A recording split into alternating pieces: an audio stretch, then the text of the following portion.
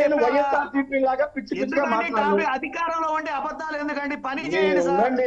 మనం చెప్పిన అబద్ధాలు 5 సంవత్సరాలు నేను కవరేజ్లు, టాపిక్ డైవర్ట్లు,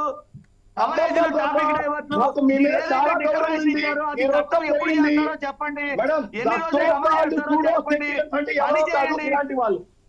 ఇలాంటి వాళ్ళే చెప్పాలి అంటే ఇప్పుడు మోడీ గారు మాట్లాడినా మోడీ గారు హిందూయిజం గురించి మాట్లాడినా ఆయన హేట్ చేస్తారు. సద్గురు లాంటి వాళ్ళు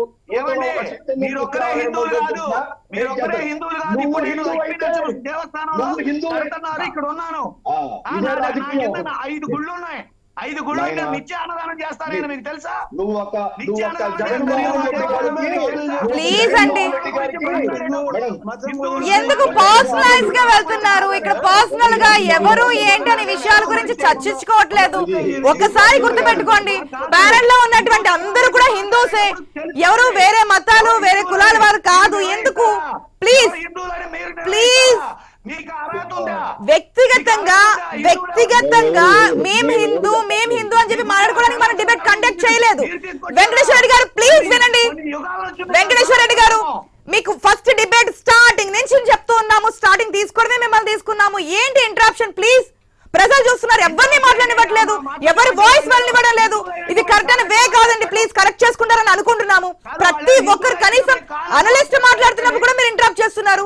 మేము అడిగిన ప్రశ్నకు కూడా సమాధానం చెప్పనివ్వడం లేదు. ఇది ఎంతవరకు కరెక్ట్ అండి? చాలా డిబేట్స్ లో పార్టిసిపేట్ చేశారు, మీకు తెలుసు.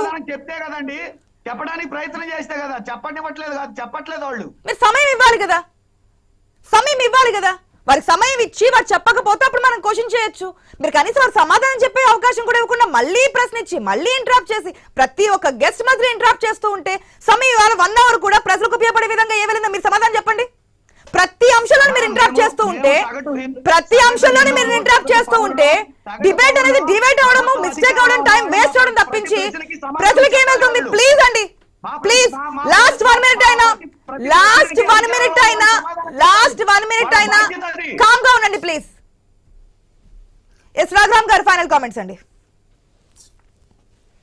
దేశవ్యాప్తంగా చర్చ జరగాలి అండ్ అన్ని రాష్ట్రాల్లోనూ ఈ విధమైనటువంటి ధర్మం మీద రక్షణ గురించి మాట్లాడే వ్యక్తులు బయటకు రావాలి, పార్టీలు కూడా ముందుకు రావాలి. అండ్ ఇది ఒక రాష్ట్రానికి సంబంధించిన ఇష్యూ కాదని మనందరికీ తెలుసు. దేశంలో ఈ విధమైనటువంటి దేవాలయాల పరిరక్షణ గాని, ధర్మాన్ని పరిరక్షించడం కోసం గాని. కానీ రఘురామ్ గారు, నిన్న మన ప్యానెల్ లో మార్నింగ్ న్యూస్ ఎజెండా డిబేట్ లోనే ఒక ప్యానెల్ మెంబర్ అడిగారు, ఏదైతే అన్ని విషయాలకు సంబంధించి చట్టం చేయడంలో